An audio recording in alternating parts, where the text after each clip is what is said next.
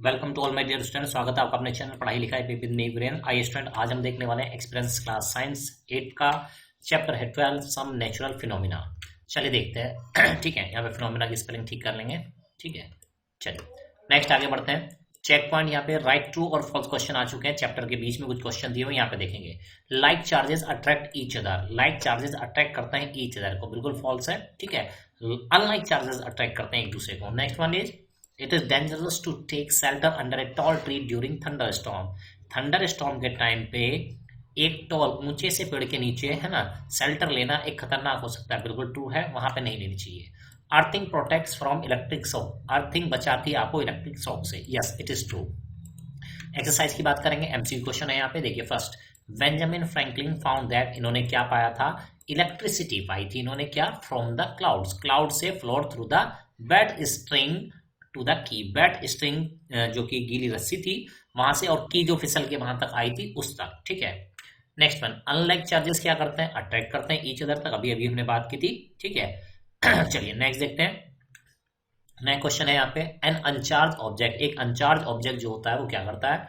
Does not have any effect on other object, दूसरे object पे किसी भी टाइप का कोई इफेक्ट, अट्रैक्शन या रिपल्सन नहीं रखता है। ठीक है, यानी एक अनचार्ज दूसरे अनचार्ज को लेके।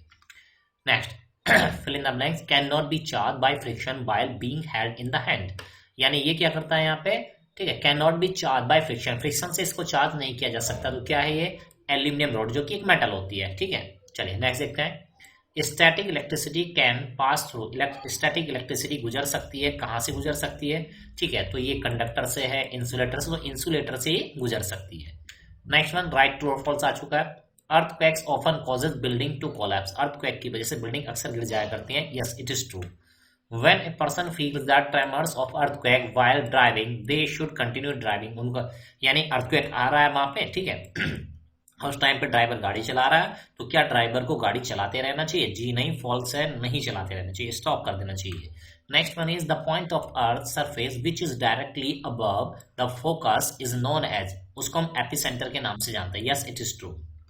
Next one is tsunami is a Japanese word meaning harbour wave, जिसका मतलब हार्बर बेब होता है, yes it is true. Next, short answer type question आ चुके हैं यहाँ पे। First question, what happens when we bring a charge glass rod and a charge ebonite rod near each other, जब हम एक चार्ज ग्लास रॉड और एक चार्ज एबोनाइट रॉड को पास पास में लाते हैं तो उस टाइम पे क्या होता है? चलिए जानते हैं। When we bring a charge glass rod and a charge ebonite rod near each other they will attract, वे एक दूसरे को अट्रैक्ट करते हैं दोनों पे, क्योंकि other due to presence of unlike charge, है ना, चार्जेस यहाँ पे दोनों पे क्या होते हैं? दोनों अनलाइक चार्ज होती है। चलिए नेक्स्ट है, why do the aluminum foil strips of an electroscope diverge when a charged body is made to touch the top end of the metal clip on the electroscope? अब आप देख रहे हैं यहाँ पे एक इलेक्ट्रिक, ये क्या है? एक मेटल की स्ट्रिप है, यहाँ पे ऊपर आप एक एल्यूमिनियम की, ठीक है, कोई रॉड लेके आए जो कि चार्ज है। अब ऐसे केस में आप देखेंगे जो कि चार्ज होती है, ठीक है, अब ये सपोज दैट यहाँ पे चार्ज है, तो हम क्या करेंगे? अब जैसे आप इसको टच करेंगे तो पॉजिटिव चार्ज या नेगेटिव चार्ज जो भी है, ठीक है, तो पॉजिटिव चार्ज है तो ये यहाँ पे जाएगा। अब इसके दोनों क्या होगा? दोनों एल्यूमिनियम की जो फाइल है इसमें पॉजिटिव चार्ज, यहाँ पे भी पॉजिटिव, यहाँ पे पॉजिटिव, तो क्या करेंगे? एक दूसरे को रिपेल करेंगे, एक दूसरे से दूर भागेंगे, तो वो डाइवर्ज हो जाएंगे। ठीक है, चलिए नेक्स्ट देखते हैं। The aluminium fall strips having similar charges, क्योंकि उन पे सिमिलर चार्जेस है, दैट इज पॉजिटिव है, जो कि है ना, मेटल्स पे जनरली पॉजिटिव चार्ज होते हैं, रिपेल ईच अदर, एक दूसरे को रिपेल करती है, एंड हेंस अंडरगो डाइवर्जेंस, इसलिए उनका डाइवर्जेंस हो जाता है, स्प्रेड आउट हो जाती है वो। Next, what is the use of earthing, earthing का क्या यूज है?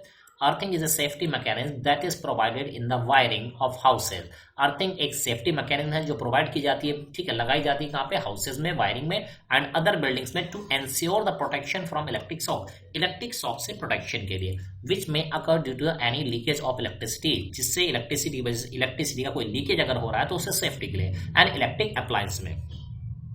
नेक्स्ट देखते हैं। नेक्स्ट क्वेश्चन है यहाँ पे, What do you understand by seat lightning and fork lightning? Seat lightning और fork lightning से आप क्या समझते हैं? चलिए जानते हैं। Lightning generally occurs within a cloud. Lightning जो कि cloud के अंदर हो रही है is known as seat lightning. उसको हम seat lightning के नाम से जानते हैं। Sometimes lightning also occurs between a cloud and the earth. जब lightning होती है cloud और earth के बीच में, तब उसको कहते हैं क्या? Fork lightning. Next one.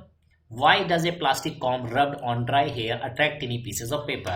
यानी यहाँ पे बोल रहा है कि भाई ये बताइए कि प्लास्टिक कॉम को जब रब किया जाता है ड्राई हेयर्स पे तो वो अट्रैक्ट करता है छोटे छोटे कागज के पीसेस को। चलिए जानते हैं, a plastic comb rub on dry hair attract tiny pieces of paper, ठीक है, because this is because the plastic comb develops an electric charge. Plastic comb पे आ चुके होते हैं charge due to friction, friction की वजह से अगेंस्ट ड्राई हेयर, ठीक है, ड्राई हेयर पे जब उसको रब किया जाता है। The charge come then exert an electrostatic force, और ये चार्ज कॉम जो होता है ये एक्सर्ट करता है एक इलेक्ट्रोस्टैटिक फोर्स किस पे, ऑन द टिनी, ठीक है, pieces of paper and attract them. जो छोटे छोटे पेपर होते हैं उन पे फोर्स ऑफ अट्रैक्शन लगाता है और उसकी वजह से अट्रैक्ट हो जाते हैं। Next one, long question answer type question आ चुके हैं यहाँ पे। Number 1, describe the making of electroscope. Electroscope की मेकिंग आपको समझानी है। चलिए जानते हैं प्रोसीजर में क्या है। यूजिंग एन ऑल, ठीक है, एक जो ऑल पिन होती है, ठीक है, आप क्या करेंगे उसको pierce the centre of the cardboard, cardboard का सेंटर लेना है, वहां पे होल खोल लेना है and insert a metal clip, और उसमें एक मेटल क्लिप लगा दें आप। The metal clip should be open in such a way, और मेटल क्लिप कुछ इस तरह से ओपन होनी चाहिए that it form the shape of the 5 with hook on it's lower side. तो ये 5 की शेप बनाया और इस पे लोअर साइड में हुक को तोड़े। Hang two strip of aluminium foil to the metal clip, और 2 मेटल की क्लिप पे इसको लटका दें वहां पे। चलिए देखते हैं इस तरह से, ठीक है, देखिए ये हमने लटकाई यहाँ पे, ठीक है, और यहाँ पे आप देख रहे हैं ये इस तरह की शेप बन रही है ना, इस तरह की शेप बन रही है। चलिए नेक्स्ट देखते हैं। Keep the cardboard on the mouth of the glass बोतल, ठीक है, कार्डबोर्ड को ग्लास बोतल के माउथ पे रख दें जैसे ये दिखाया गया है यहाँ पे। The electroscope is ready to use, या रेडी फॉर यूज, अब ये रेडी हो चुका है यूज के लिए। Charge a glass rod by rubbing it, अब एक कह रहा है कि यहाँ पे किसी ग्लास रोड, मतलब इसको रोड को क्या करें आप, चार्ज करें विद ए सिल्क क्लॉथ, यानी एक अलग से मेटल की या ग्लास की रोड ले लेनी है और उसको आपको क्या कर लेना, रबिंग करेंगे तो क्या हो जाएगा, चार्ज हो जाएगा। Now gently touch the rod to the top end of the metal clip, ये जो मेटल की क्लिप है यहाँ से इस रोड को लेकर और इसको टच करा दे तो चार्ज क्या हो जाएगा, यहाँ पे फ्लो हो जाएगा और ये डाइवर्ज हो जाएगी। नेक्स्ट देखते हैं आगे। नेक्स्ट क्वेश्चन है, explain how lightning occurs, lightning किस तरीके से होती है। चलिए जानते हैं। When opposite charges become very large, जब अपोजिट चार्जेस बहुत ज्यादा लार्ज हो जाते हैं, दे फ्लो टुवर्ड्स ईच अदर, तब वो एक दूसरे की तरफ फ्लो करना स्टार्ट कर देते हैं।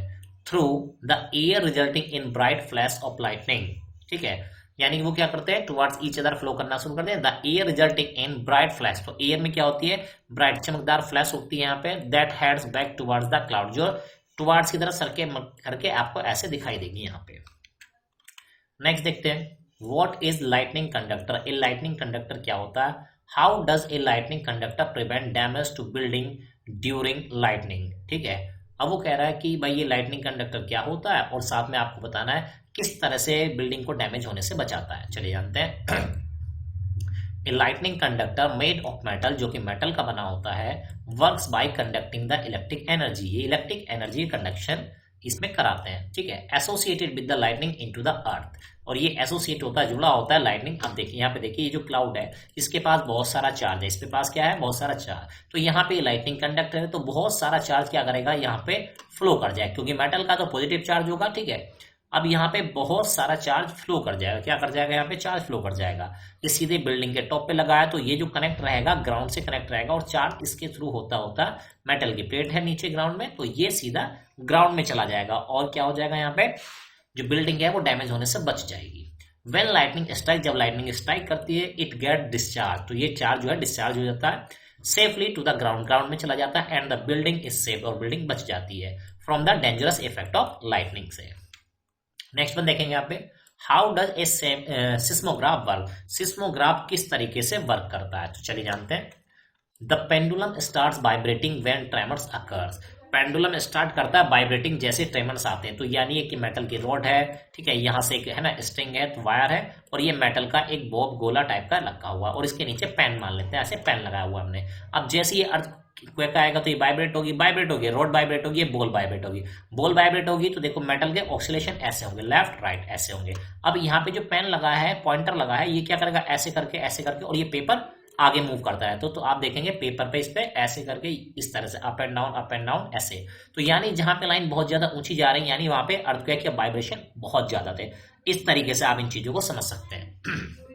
चलिए, the pen record the seismic wave, pen record करता है सिस्मिक वेव्स को on the paper wrapped around the rotating drum, rotating drum पे जो पेपर रोटेट करता रहता है उस पे ये लाइन इस तरह से ग्राफ बन जाता है। The seismograph record the ground movement cause by earthquakes, explosions और अदर अर्थ शेकिंग फिनोमिना, ये जो होते हैं, ठीक है, इनसे ये नोट कर लेता है। चलिए नेक्स्ट जानते हैं। इट मेजर्स ग्राउंड ऑक्सीलेशन, ये मेजर करता है ग्राउंड के oscillations by recording the relative motion between the pendulum and the ground.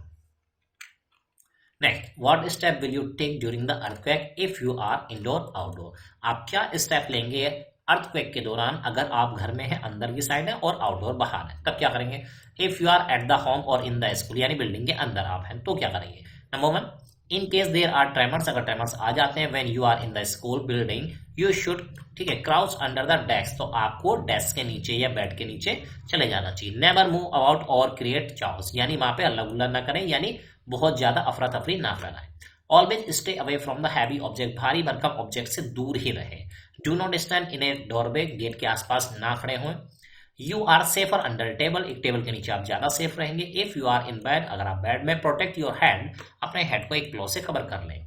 Stay away from heavy and tall object that may fall on you, heavy object से, tall object से दूर रहें जो कि आपके ऊपर गिर सकते हैं।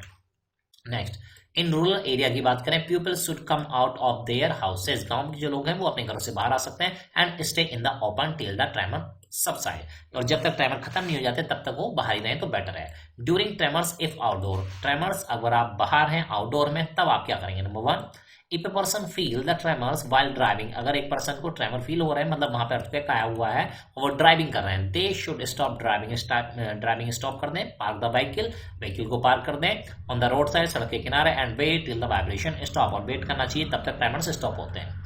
Next one, peoples should stay away from the tree, पेड़ों से दूर रहे, बिल्डिंग से दूर रहे, इलेक्ट्रिक पोल से दूर रहे, एनी टॉल ऑब्जेक्ट जो है उससे भी आप दूर रहे, has a chance of falling down, उसके गिरने के चांसेस बढ़ जाते हैं।